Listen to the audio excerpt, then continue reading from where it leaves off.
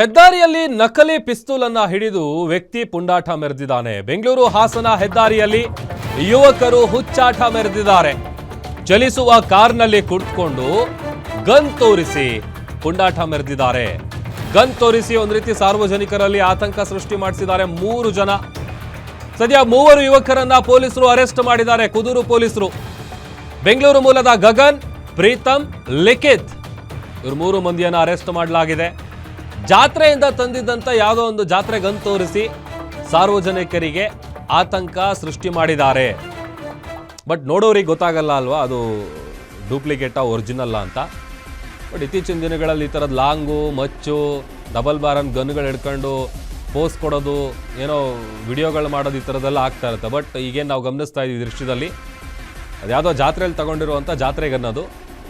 ಆ ಗನ್ನನ್ನು ತೋರಿಸಿ ಒಂದು ರೀತಿ ಆತಂಕದ ವಾತಾವರಣ ಸೃಷ್ಟಿ ಮಾಡಿದಂಥ 3 ಜನ ಬೆಂಗಳೂರು ಮೂಲದ 3ರನ್ನು ಅರೆಸ್ಟ್ ಮಾಡಲಾಗಿದೆ. ಈಗ ಅವರ ಗಾಡಿಯನ್ನು ವಶಕ್ಕೆ ಪಡ್ಕೊಂಡಿದ್ದಾರೆ. ಅದರ ಜೊತೆಗೆ ಆಟ ಸಾಮಾನು ಗನ್ ಏನಿದೆ ಅದನ್ನು ಕೂಡ ನೋಡ್ತಾ ಇದ್ದೀವಿ.